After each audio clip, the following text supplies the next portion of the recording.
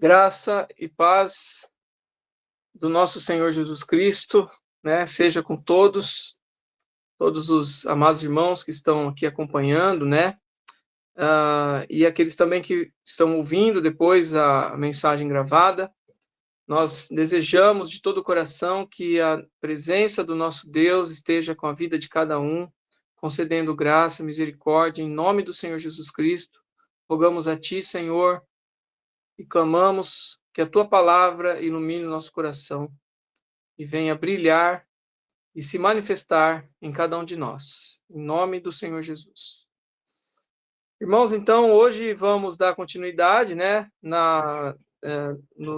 nos versículos aqui de Atos, agora em Atos 14, né, finalizamos então Atos 13, vamos agora para Atos 14, do versículo 1 até o 18, tá bom? Então, nós estamos considerando aqui essa porção da palavra. Eu vou até colocar aqui, começar aqui com um mapa. Só um momento, vou compartilhar aqui com os irmãos. Para situar os irmãos aqui geograficamente, né?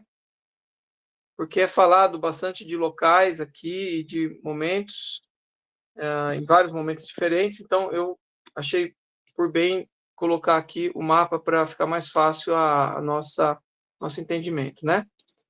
Bom, então, aqui está sendo compartilhado com os irmãos aqui a tela, né? Aqui nós vemos a primeira viagem de Paulo, então nós começamos lá em Antioquia, né? Que nós vimos no capítulo 13, Antioquia aqui embaixo. Depois eles foram para Salamina, depois para Pafos, né? Que seria em Chipre, né? Aqui na ilha. Depois foram para Perge, voltaram, né?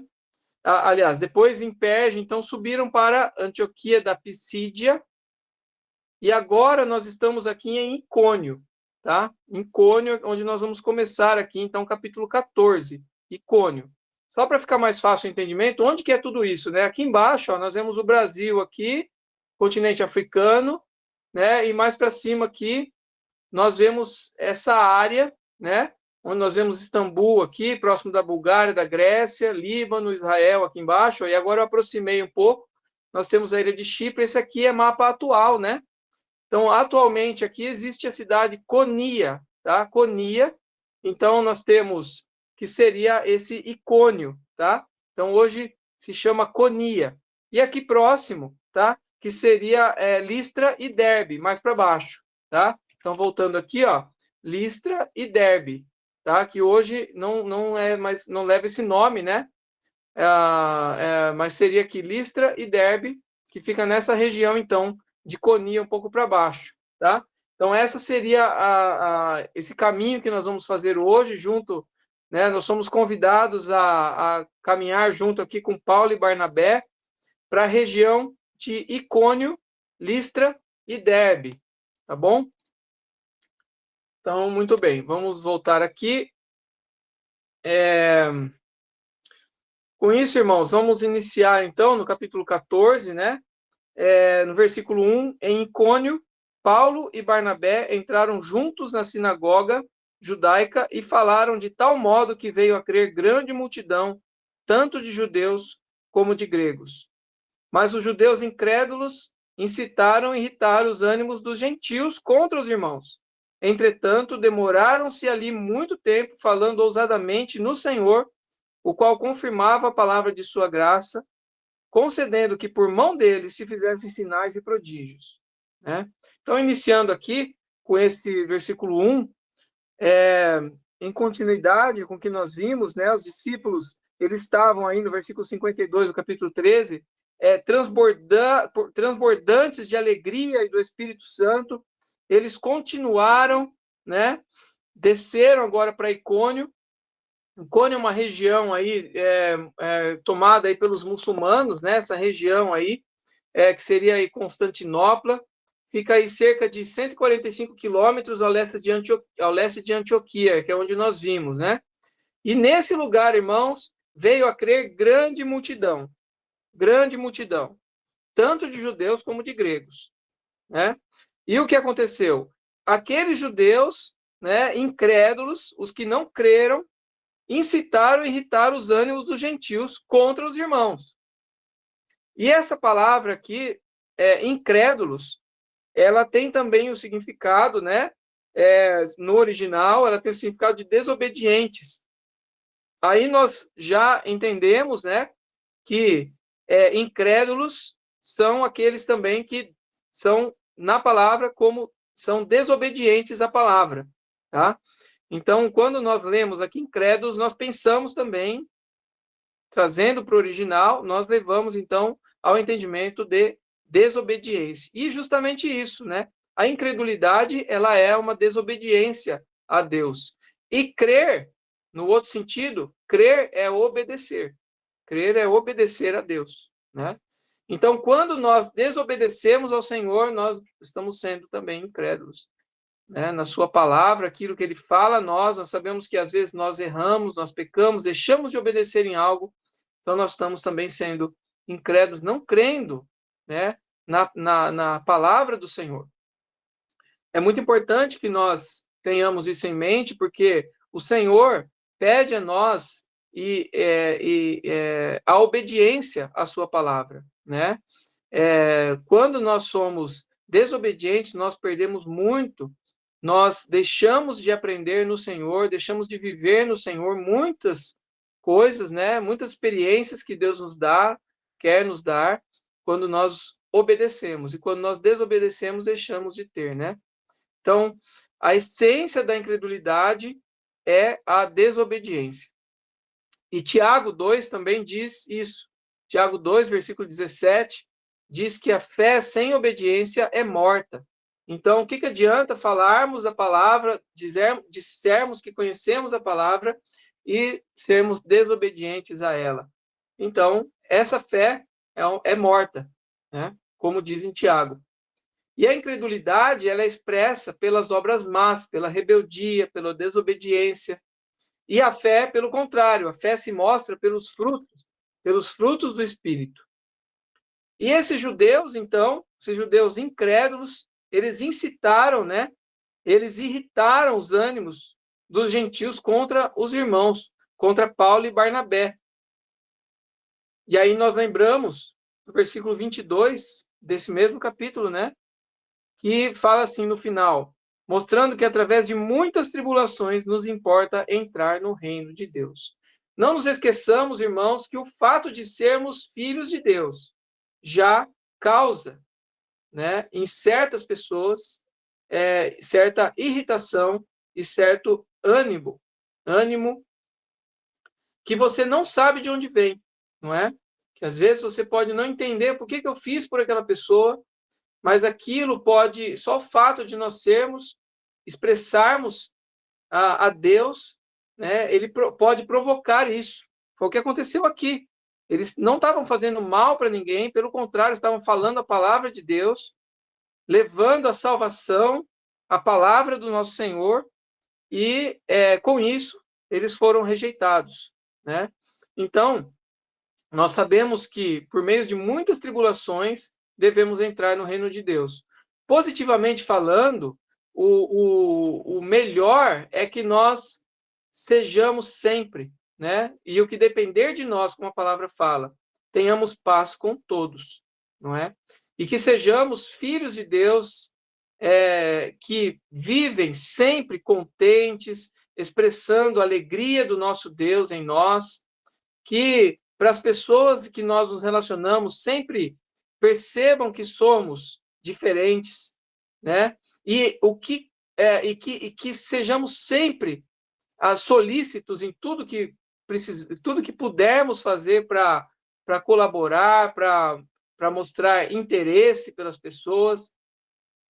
Irmãos, isso é muito importante, não é? Porque às vezes nós podemos também causar mal-estar ou irritação, mas por culpa nossa, né? Por erros nossos. E não pelo fato de sermos filhos de Deus, de expressarmos a natureza de Deus, a presença do Senhor em nosso viver, né? Com as pessoas. Então, às vezes, nós mesmos podemos causar situações. Então, nisso, nós devemos buscar a comunhão com o Senhor, né? Buscar mudar esse tipo de atitude, caso seja, né? Para que a nossa vida seja para testemunho do Senhor, seja para manifestação da graça do Senhor. Bom, então, aqui também, só para destacar, né, nessa palavra aqui, nessa palavra irritaram, incitaram os ânimos, tem a ver também, né, no original, com envenenar, né? Então, eles envenenaram a mente dos gentios contra os cristãos. Isso pode acontecer, não é? De fazerem, como se diz aí no mundo, né? Fazer a caveira da pessoa, né?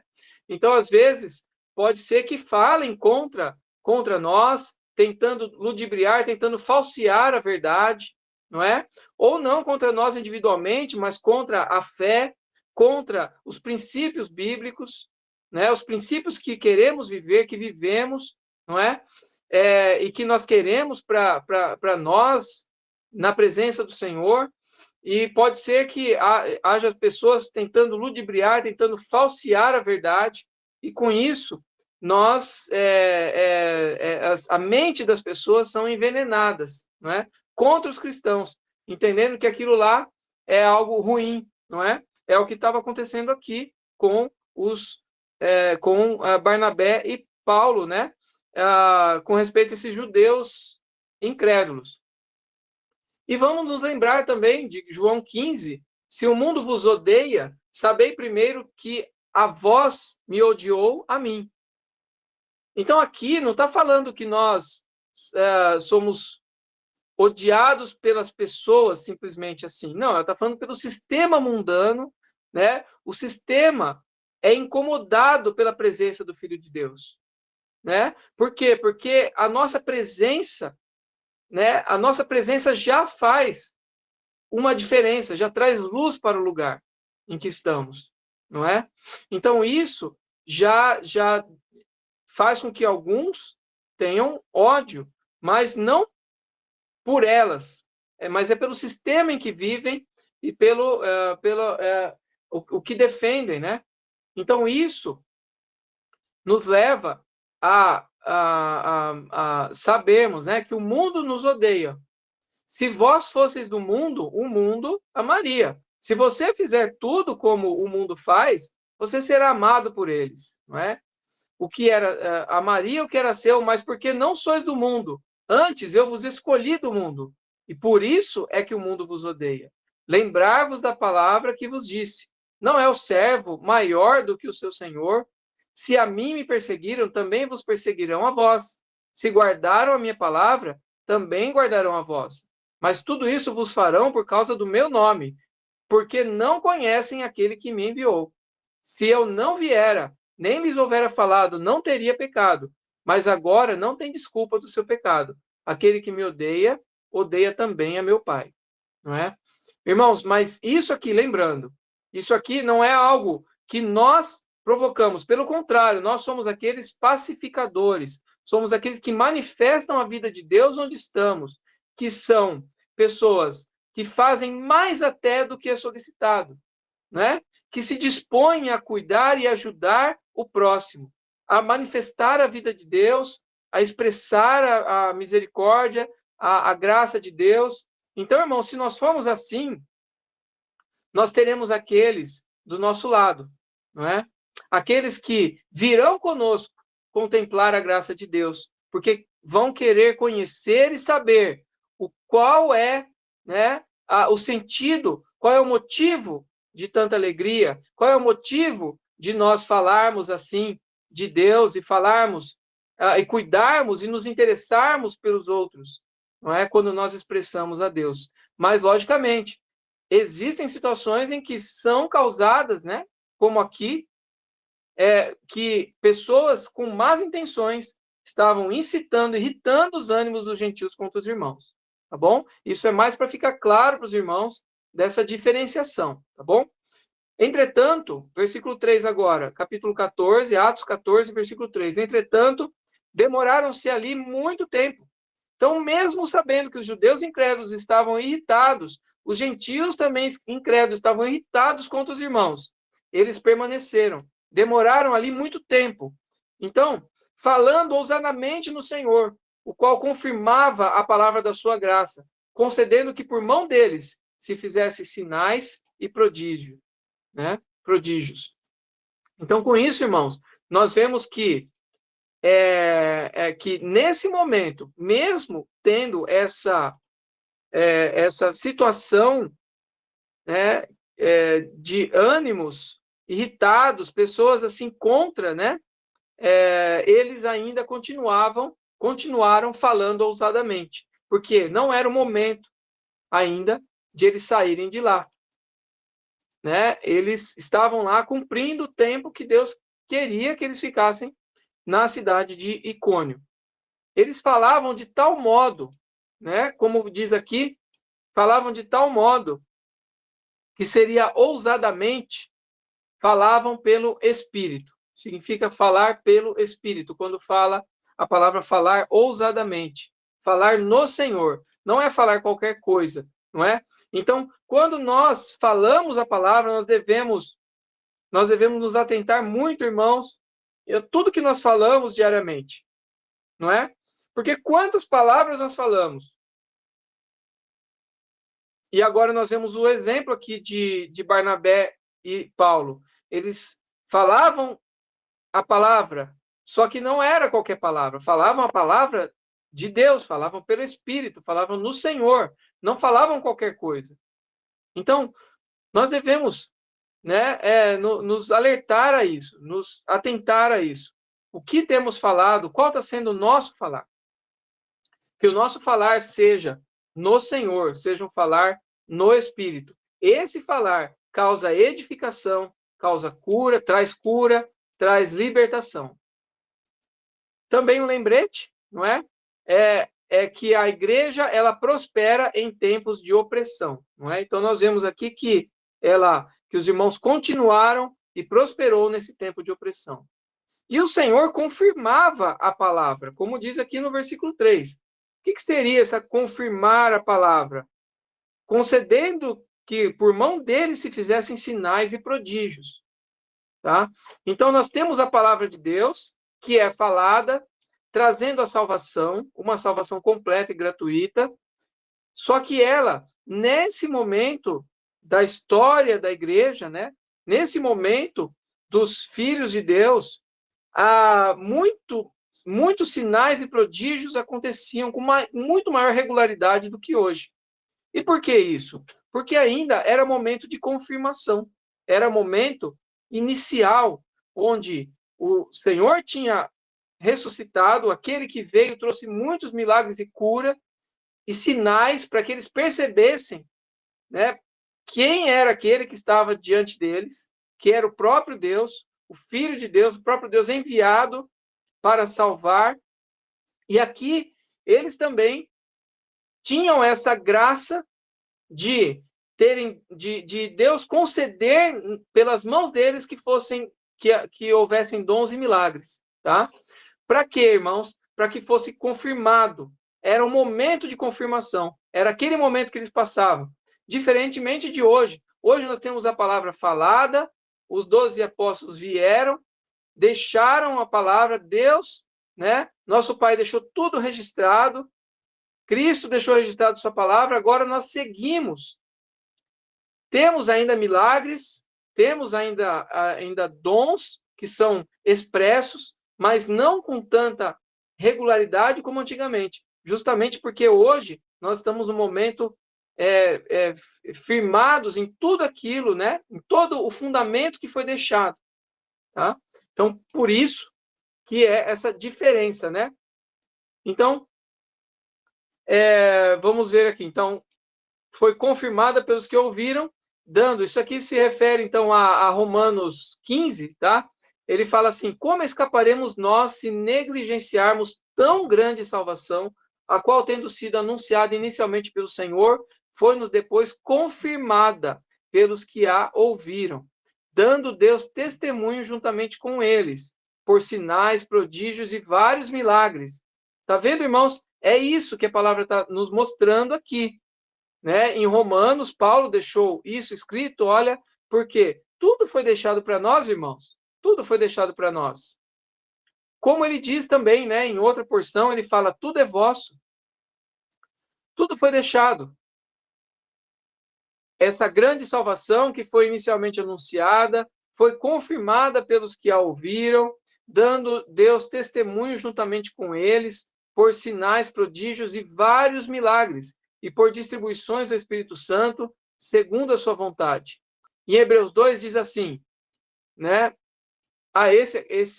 Deus faz milagres, mas não como antigamente, né? Foi pelo que eu passei aqui.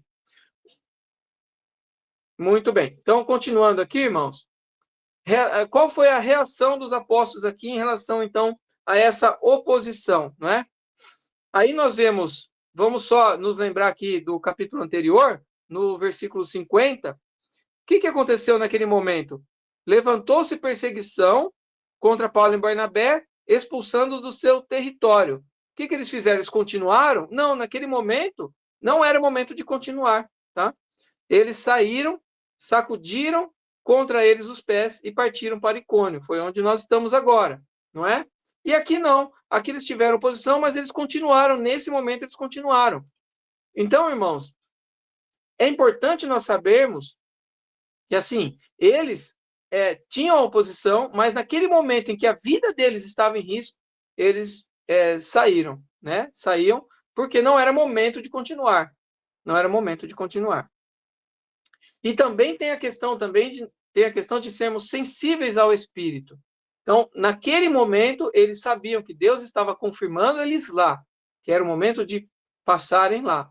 Por isso, nós temos de buscar essa sensibilidade no Espírito, né? A comunhão com o Senhor, para que Ele mostre para nós, diante das adversidades, qual é o caminho que Deus tem nos levado ou quer que nós tomemos, não é? Porque, diante das adversidades, nós não recuamos. E agora, em que momento, em que ponto eles precisam sair ou precisaram mudar de rota, alterar a rota, não é?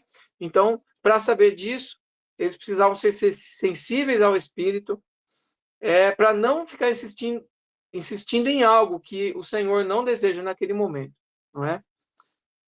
Bom, então, continuando aqui, dividiu-se o povo da cidade. Uns eram pelos judeus e outros pelos apóstolos. E como se surgisse um tumulto dos gentios e judeus, associados com suas autoridades, para os ultrajar e apedrejar. Então, nesse momento, eles já estavam pegando em pedras para jogar em Paulo e Barnabé. Não é? E houve, então, essa divisão. Existe uma divisão no mundo de hoje, irmãos? Será que existe? Não é a divisão que muito se fala, de direita ou esquerda, por exemplo, não é? Não é dessa, não. A divisão, será que é divisão do time de futebol? Quem torce para um time, quem torce para outro? Ou é divisão entre religião? Aquele que é a religião dessa, tal, e o que não é? Não, não é isso. Tá? A divisão que existe aqui, no versículo 14, no versículo 4, é a mesma que existe no mundo de hoje. Tá? É a divisão do povo, aqueles que são pelos judeus e aqueles que são pelos apóstolos. Né? Os judeus aqui representando aqueles que eram contra os apóstolos e os apóstolos em si. Então, só existem dois tipos de pessoas hoje aqui, né? Nesse mundo. Duas classificações, os que são pelo Senhor e os que não são. Esse é o grande conflito, né? Então, nesse momento, os judeus eles estavam lá buscando a ajuda de oficiais naquele lugar. Eles se associaram com algumas autoridades, buscando associar-se a algumas autoridades. E também isso ocorre nos dias de hoje, não é? Pessoas buscam até mesmo autoridades, até mesmo poder, né, para ir contra os apóstolos, contra os irmãos, né, contra a igreja de Deus.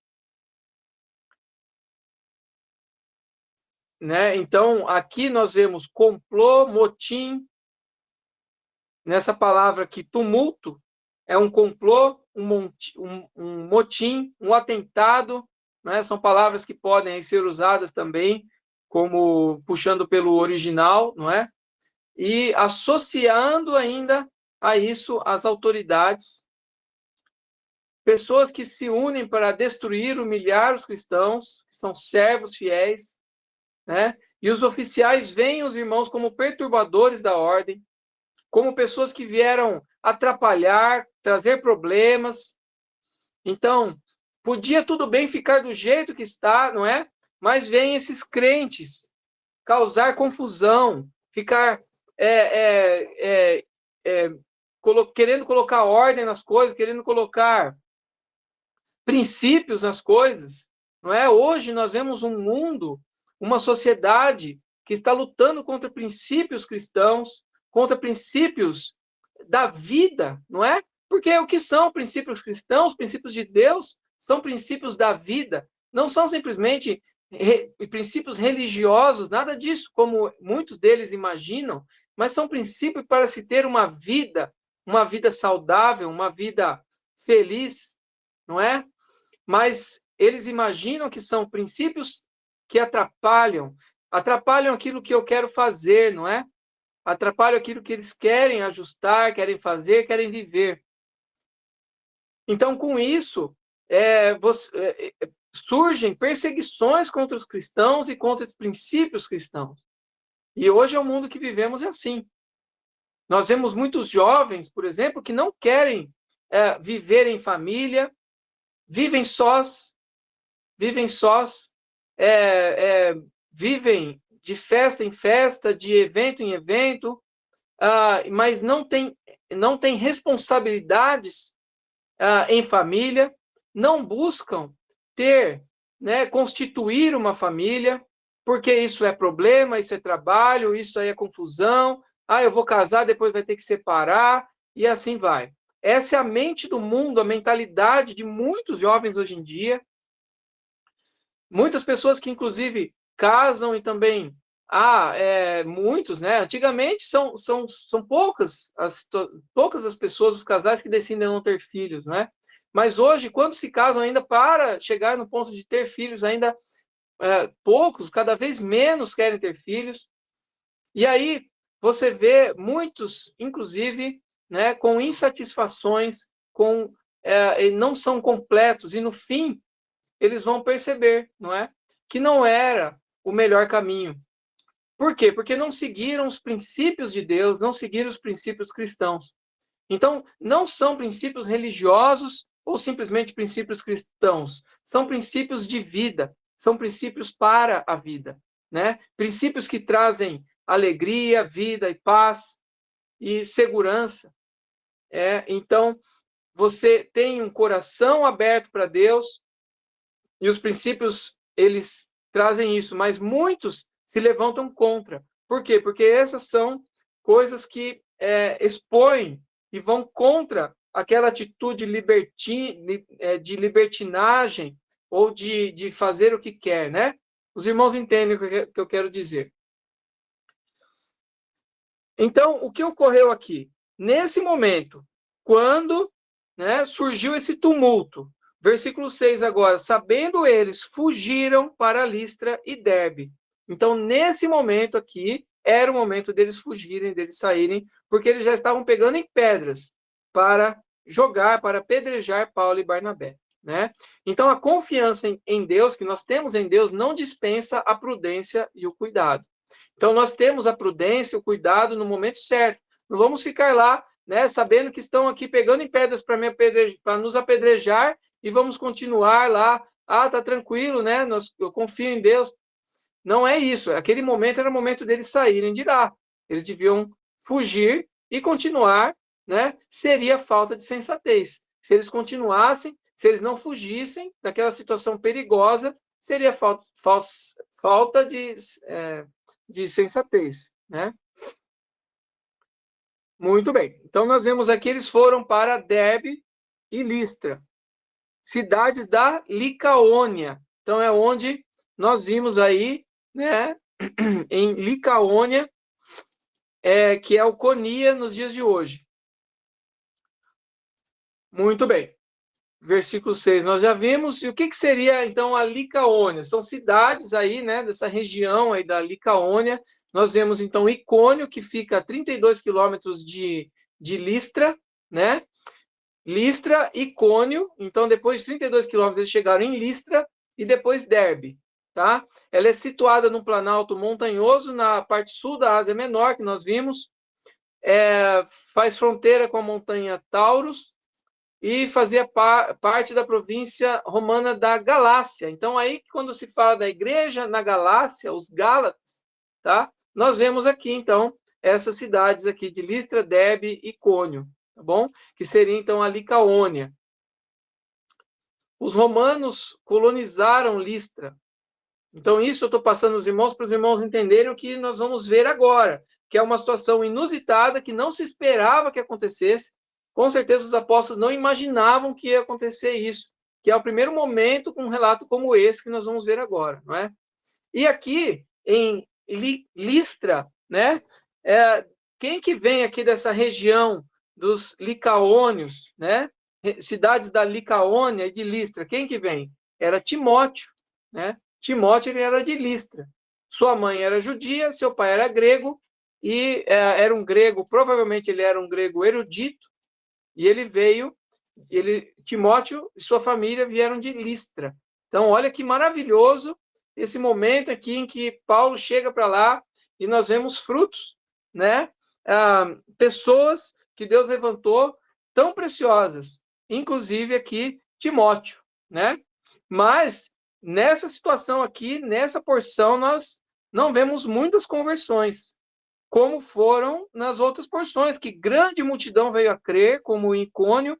Aqui não é falado de grande multidão. Aqui nós vemos algo inusitado, né? Que nós vamos ver, então, na sequência.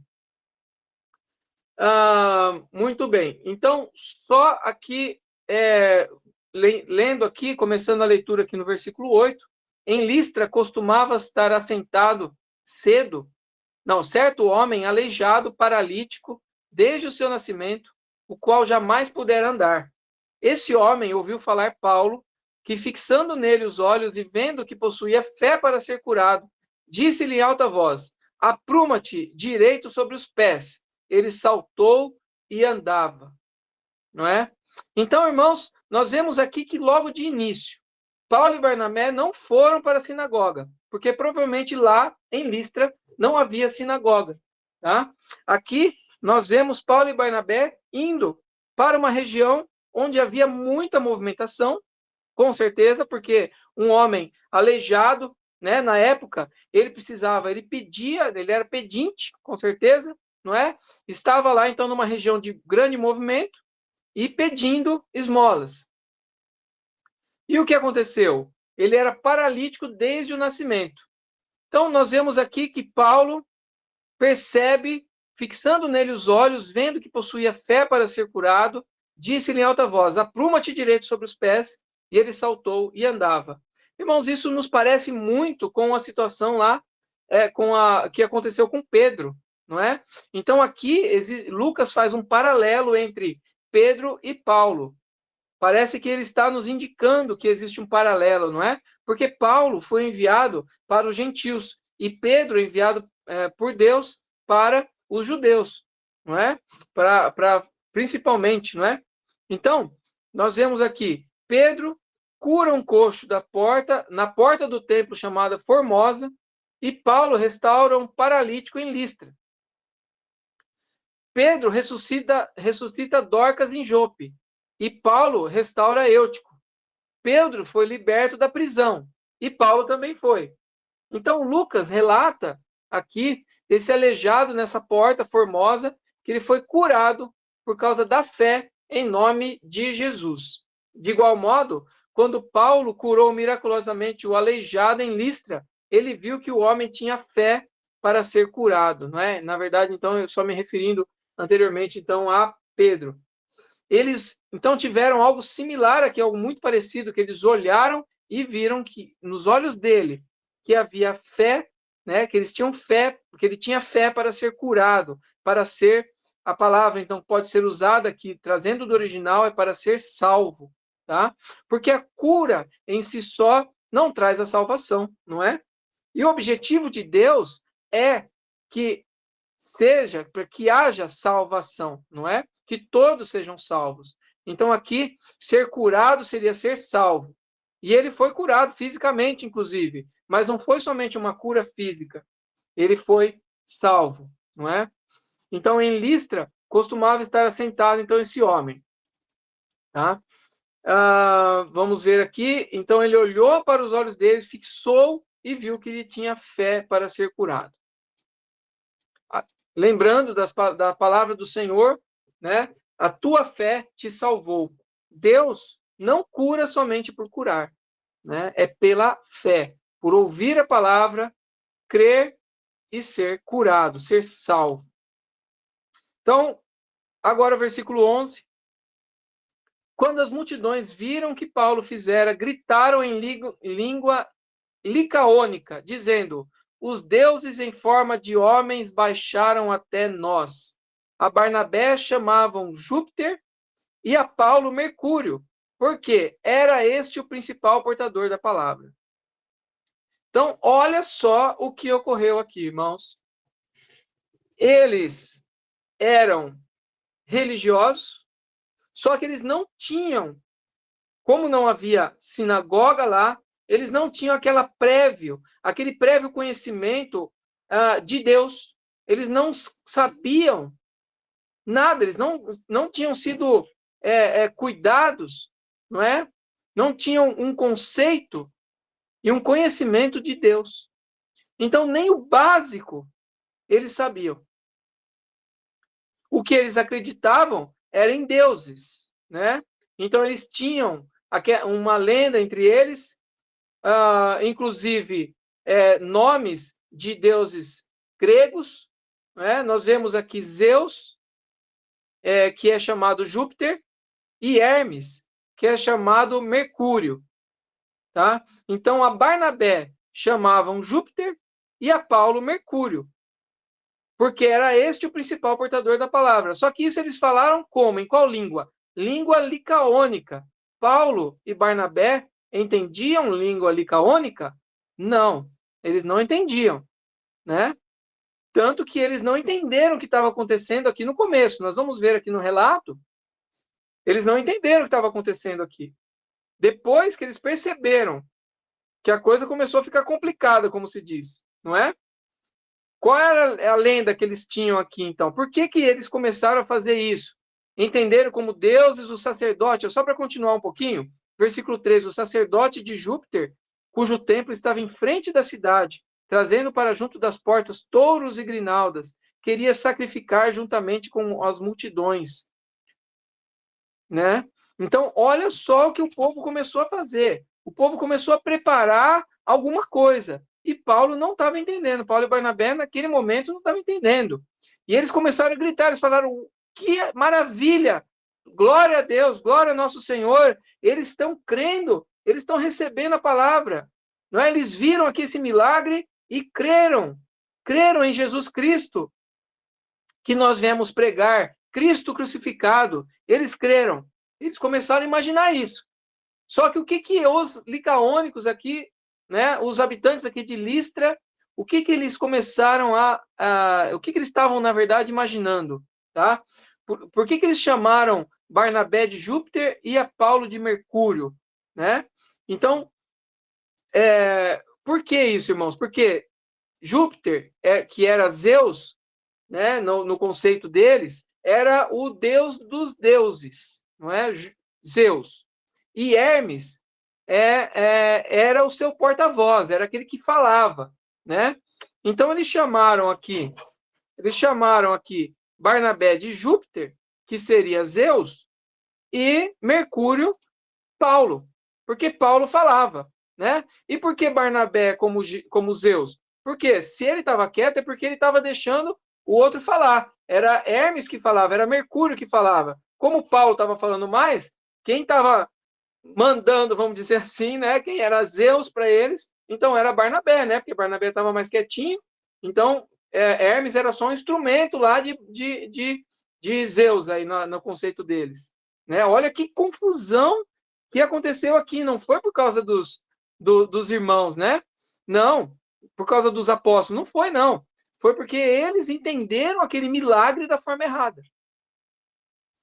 E eles tinham também uma lenda entre eles, tá? E a lenda era a seguinte: a lenda de que Zeus e Hermes, tá? Eles visitaram a região da Frígia, tá? Que é essa região aqui, e eles foram procurar um lugar para morar, para passar a noite, tá? E essa hospedagem foi negada pelo povo do lugar. E um casal de idosos receberam, tá? Inclusive o casal de idosos se chamava Filemon e Baucis. E esse casal foi recompensado por eles, por esses deuses aí no conceito deles, nessa lenda, foi recompensado por ter recebido esses deuses, por ter recebido eles na sua casa. E o que eles fizeram? Esses deuses aí, eles transformaram então a casa deles, o telhado, transformaram a sua casa, ficou maravilhosa, virou um templo, e o telhado de ouro, né? Então, olha como eles foram beneficiados, recompensados por terem recebido bem esses deuses, não é? E o restante do povo, o que aconteceu? Eles foram punidos, veio como um grande dilúvio, né? Uma grande tempestade e morreram todos, né? Então, os habitantes de Listra aqui, eles fizeram um templo e adoravam Zeus.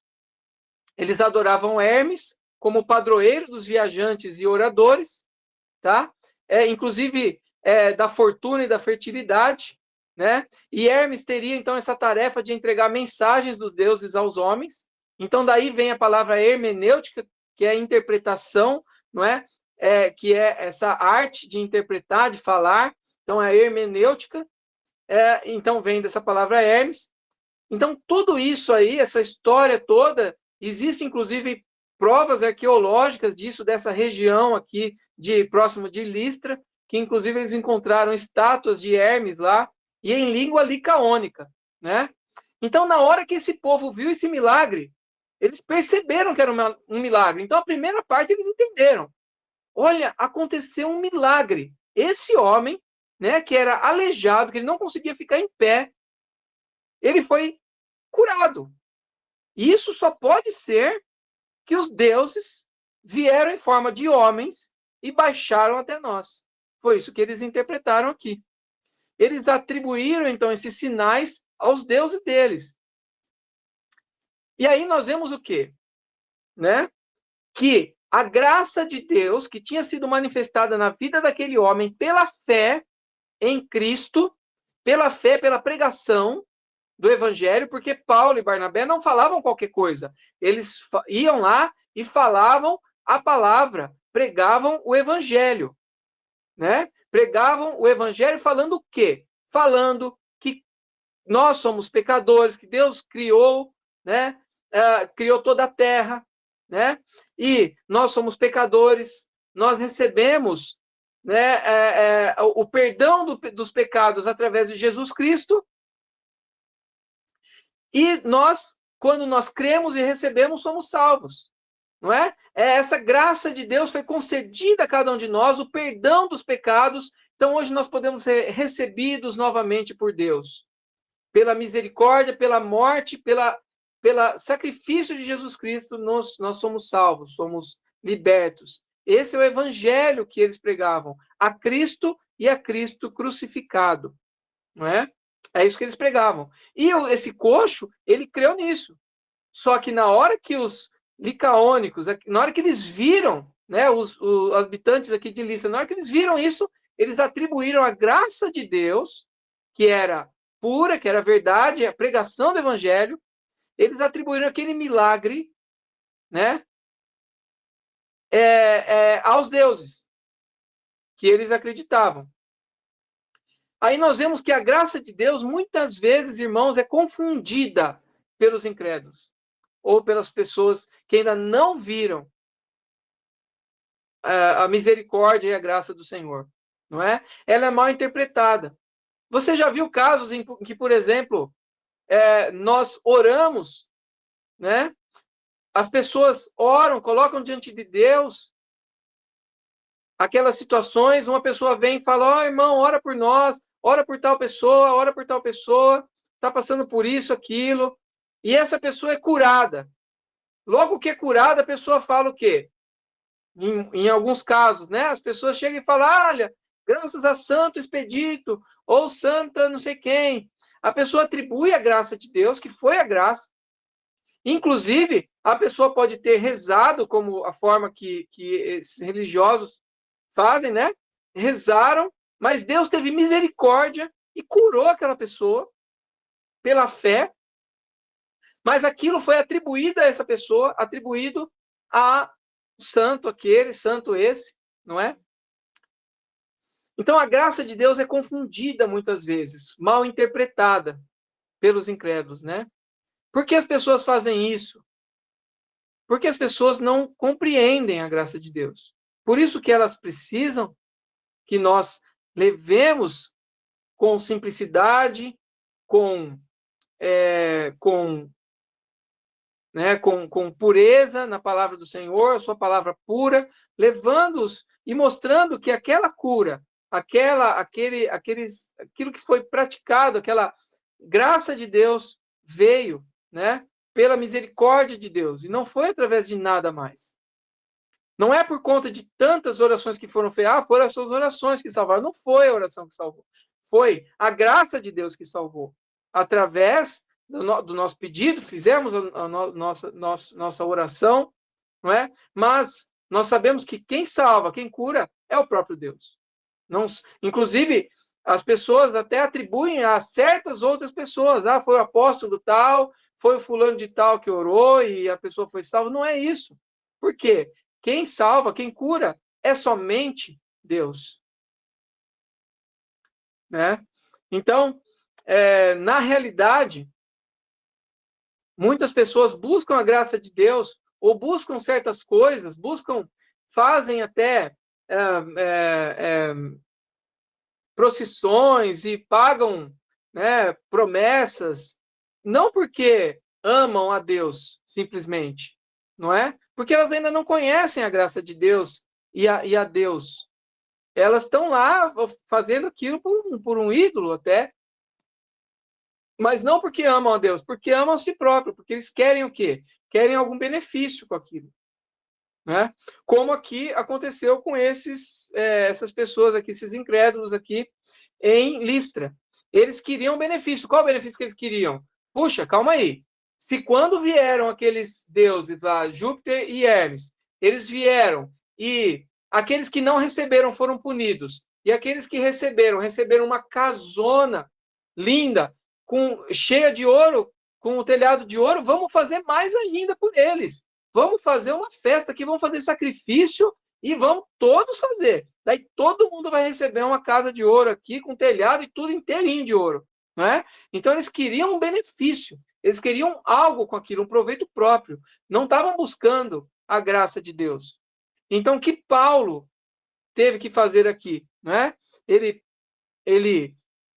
percebeu aqui, né? Ouvindo o versículo aqui, os irmãos ouvindo os apóstolos Barnabé e Paulo, rasgando as suas vestes, saltaram para o meio da multidão, clamando. O que significa, então, rasgar as vestes? Tá? Nesse caso aqui, rasgar a veste representa a indignação. Eles estavam indignados, assim como foi Caifás. Caifás lá, ele falou, blasfemou, blasfemou, não é? Perante o nosso Senhor. Ele rasgou suas vestes, ele estava indignado. Era um sinal de indignação, tá? Rasgar as vestes. Então, como eles estavam falando em língua licaônica, eles não percebiam de início. Mas nesse momento eles perceberam, rasgaram suas vestes e clamaram. Versículo 15. Senhores, por que fazem isso? Nós também somos homens com a mesma natureza que vocês. Nós pregamos o evangelho a vocês, para que se voltem das coisas sem valor, para o Deus vivo, que fez o céu, a terra e o mar e tudo que há neles. Naquele momento, irmãos, Paulo é como se tivesse sentado com eles, com crianças, e falando coisas básicas, para que eles compreendessem. Irmãos, muitas vezes, nós devemos entender, né, que as pessoas não têm conhecimento de Deus ou da palavra de Deus. Então, muitas vezes nós achamos que elas sabem ou que elas entendem, né, o que nós estamos querendo dizer. Mas às vezes, irmãos, aquilo lá é, como se diz, é grego para elas. Nós podemos dizer, não, as pessoas sabem que existe Deus. Não, não são todos. E não é só questão de saber, é questão de reconhecer. Irmãos, se eu sei que existe um Deus de verdade, se eu sei, eu reconheço ele como Deus e eu como simples homem. Por que que então, se todos reconhecem, conhecem a Deus, as pessoas que nós vivemos ao redor, que nós temos contato, por que então elas não se entregam e não percebem a sua fraqueza? Não percebem o quanto são fracos e frágeis? E a grandiosidade do nosso Senhor, grandiosidade de Deus.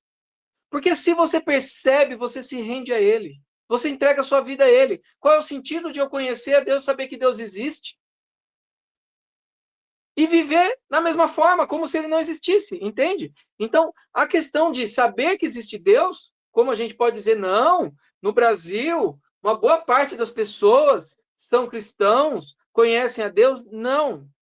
Não por quê? Porque não reconhece como Senhor, como Deus.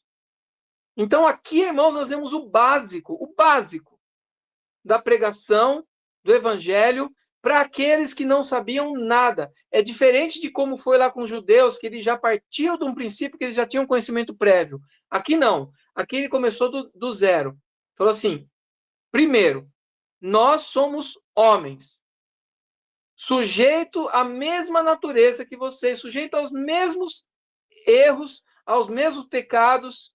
Nós somos pecadores. Nós pregamos o evangelho a vocês. Nós estamos aqui pregando o evangelho para vocês. As boas novas da salvação. Porque existe um Deus vivo. É isso que ele está dizendo aqui. Existe um Deus vivo.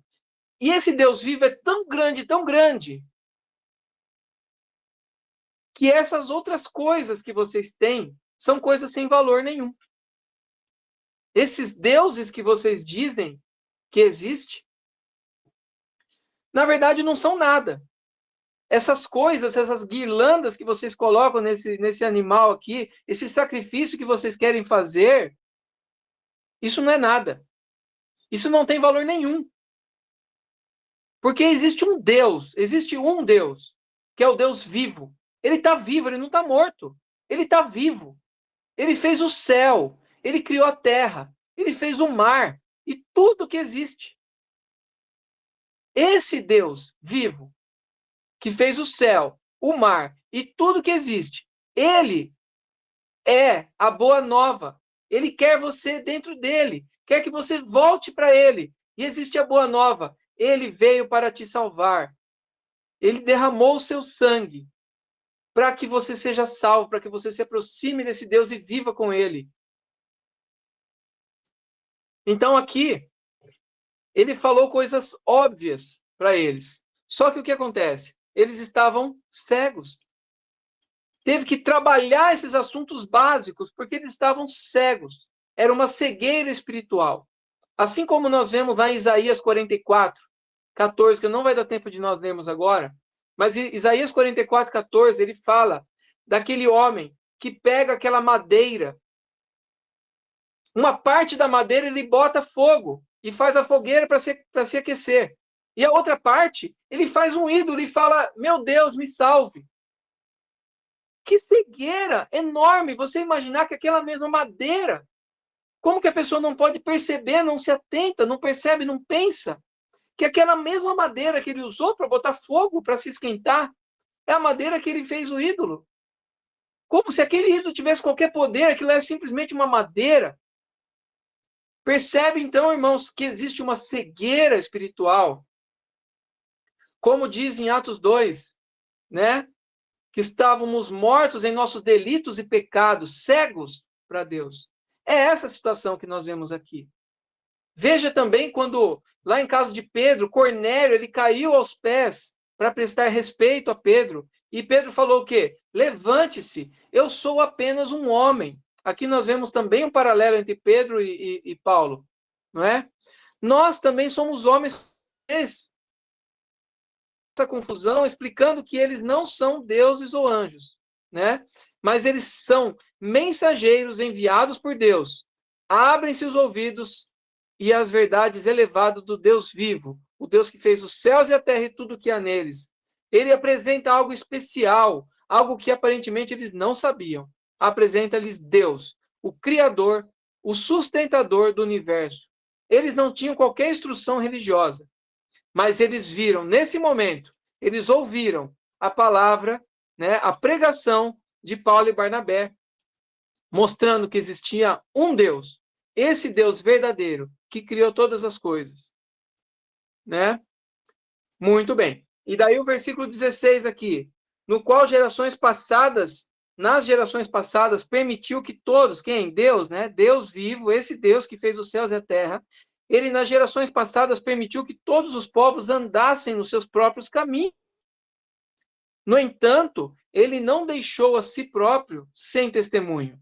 Deus concedeu benefícios, dando a vocês chuva do céu e estações frutíferas. Irmão, deixa eu explicar melhor isso. Esse versículo aqui está mostrando o quê? Paulo está mostrando o quê para eles?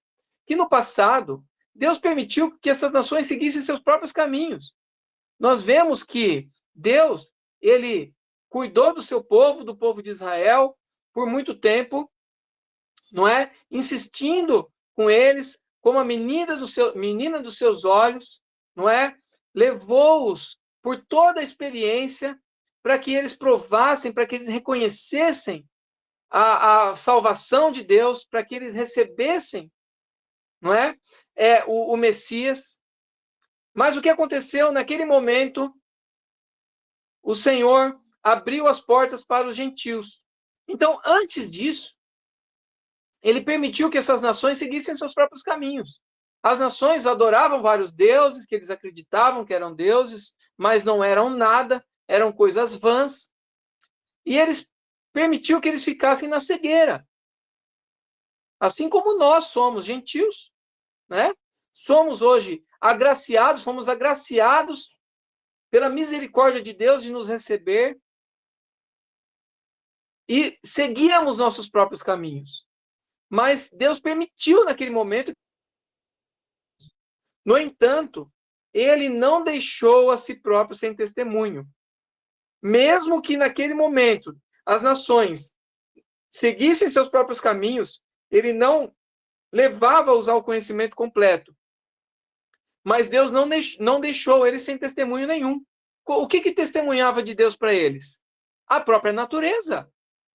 Os céus, a chuva, os animais, as aves, não é? As flores tão lindas. O próprio corpo humano, os próprios animais. Que maravilha, irmãos. Que sinais maravilhosos da presença de um Deus criador.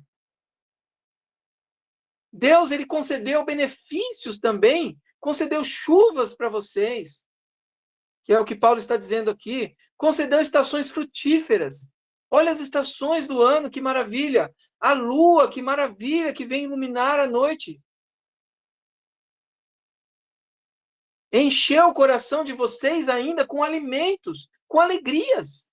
Deus concede alegrias para o ser humano? Sim, muitas alegrias. Quantas alegrias temos naturalmente? Não é? Encheu o coração de vocês com alimento, com contentamento. Então, esses são sinais que Deus deu para essas pessoas, para essas nações que não tinham o evangelho. E naquele momento, Deus permitia que eles seguissem seus próprios caminhos. Isso para mostrar que Deus não se revelou antes a eles. Durante muito tempo, os patriarcas de Israel recebiam a revelação especial de Deus. As nações do mundo viviam separadas dele. Porém, ele não deixou a si próprio sem testemunho. Não é? Assim como diz lá em Romanos 1,19, que né? É inculpável, ó homem, não é? Diante de tantas coisas, tantos sinais, é indesculpável, não é? A natureza, o equilíbrio das chuvas, das estações.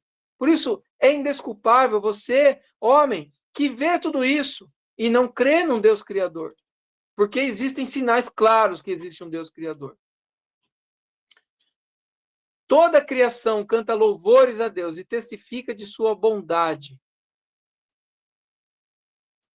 Demonstração de bondade, né? Nós vimos, oferta de alimento, então são também pontos que Deus se mostra. Deus alimenta o homem, os animais, sem relutância ou discriminação, alimenta todos, irmãos.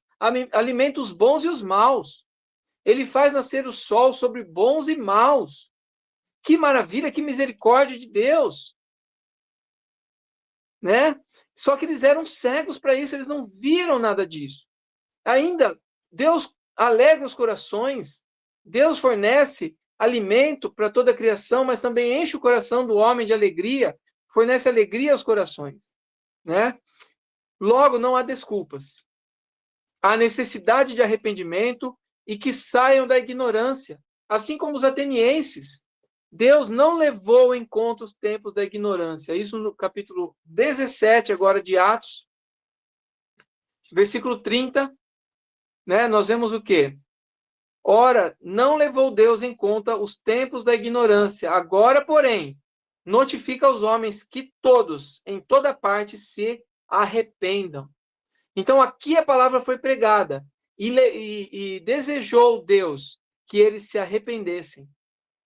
Porque basta o tempo decorrido para terdes executado a vontade dos gentios, tendo andado em dissoluções, concupiscências, borracheiras, orgias, bebedices e detestáveis idolatrias. Esses fomos nós, irmãos, antigamente. Em 1 Pedro 4,3 mostra isso. Basta esse tempo. E agora, versículo 18, para finalizar. Dizendo isso, foi ainda com dificuldade que impediram as multidões que lhes oferecessem sacrifícios. Então, mesmo dizendo isso, ainda foi com dificuldade. Vejam só o tamanho da cegueira espiritual. Então, nós podemos dizer, finalizando esse capítulo aqui, podemos pensar assim, puxa, mas não houve nada assim de positivo, conversão, salvação, arrependimento? Não está relatado claramente, irmãos. Mas nós vemos aqui que quando eles voltaram, tá? Depois eles voltaram para essa região, logo em sequência, no versículo 21, ele fala aqui, ó, voltaram para Listra, Icônio e Antioquia. Eles saíram daqui porque iam ser apedrejados de novo. Então eles saíram daqui, só que logo depois eles voltaram para aquele mesmo lugar. E o que aconteceu? Fala aqui, ó, eles saíram e foram e fortaleceram a alma dos discípulos, exortando-os a permanecer firmes. Ou seja, implica aqui nisso, e nós vemos, né, que existiam irmãos aqui que foram salvos, pessoas foram salvas, nossos irmãos, né, que foram cuidados, inclusive Timóteo, né, Timóteo, que veio dessa região. Então, apesar de tudo que eles fizeram, ainda foi com dificuldade que eles impediram as multidões de oferecerem sacrifícios. Diferenças na forma de abordagem do evangelho entre os judeus e gregos, né? Aqui, então, inicia-se o conhecimento básico da formação do mundo. Pela fé, o homem reconhece Deus em Jesus Cristo como seu Criador e Redentor. Isso é pela fé. Pela fé, entendemos que foi o universo formado pela palavra de Deus, de maneira que o invisível veio a existir nas coisas, né, que não aparecem. Porém, ainda deve reconhecer a sua condição caída, sua necessidade de salvação e sua libertação do pecado e da morte espiritual por intermédio de Jesus Cristo.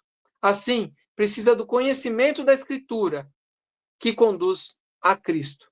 Foi isso que os irmãos foram levar aqui para eles, a palavra de salvação, palavra de libertação, e não é relatado aqui, novamente dizendo, mas nós sabemos que pessoas foram salvas. E aqui nós vemos um exemplo, não é? Um exemplo de que muitas pessoas compreendem mal a graça de Deus.